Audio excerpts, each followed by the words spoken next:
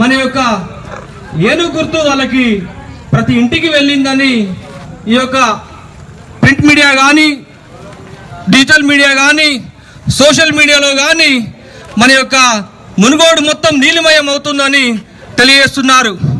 మిత్రులారా, మరి మనకు ఈ యొక్క మునుగోడు నియోజకవర్గంలో దాదాపు మనకి స్వాతంత్రం వచ్చినప్పటి నుంచి ఇప్పటి వరకు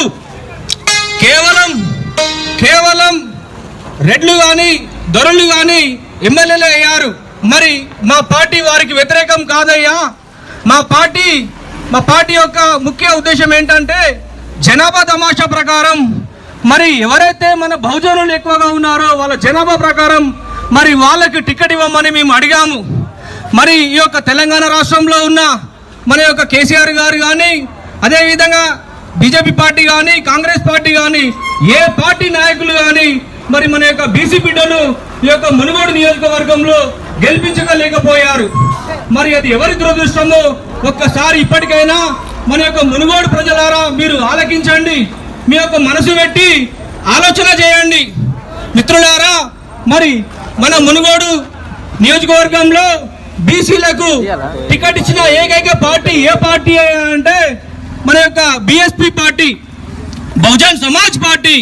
మిత్రులారా, మరి మేము నిన్న మొన్న ఇక్కడ మనం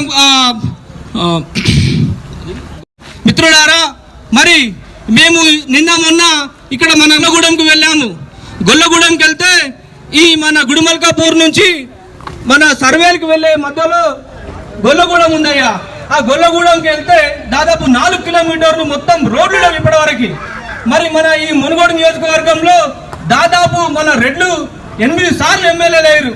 మరి మునుగోడు నియోజకవర్గంలో ఆ యొక్క గొల్లగూడెంలో మరి ఇప్పటి వరకు రోడ్లు ఎందుకు వేయలేదని మేము ఈ యొక్క సభాపక్షంగా మేము అడుగుతున్నాము.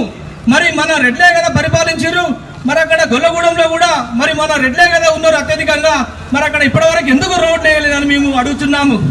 మరి ముఖ్యంగా మునుగోడులో మద్యం చాలా కల్తీగా అయిపోయింది. మద్యం మొత్తం ధారలై పారబోతుంది. ఆ మద్యం ద్వారా మన యొక్క ప్రజలు కానీ మన యొక్క అవ్వలు కానీ అయ్యలు కానీ మరి యొక్క మద్యం దాగి వాళ్ళ రోగాలకి పాలవుతున్నారు. ఇప్పటికైనా మీరు జర ఆలోచించండి అయ్యలారా, అక్కలారా, మరి మీకు చేతులెత్తి మేము నమస్కారం చేస్తున్నాము. ఇప్పటికైనా ఆలోచించండి.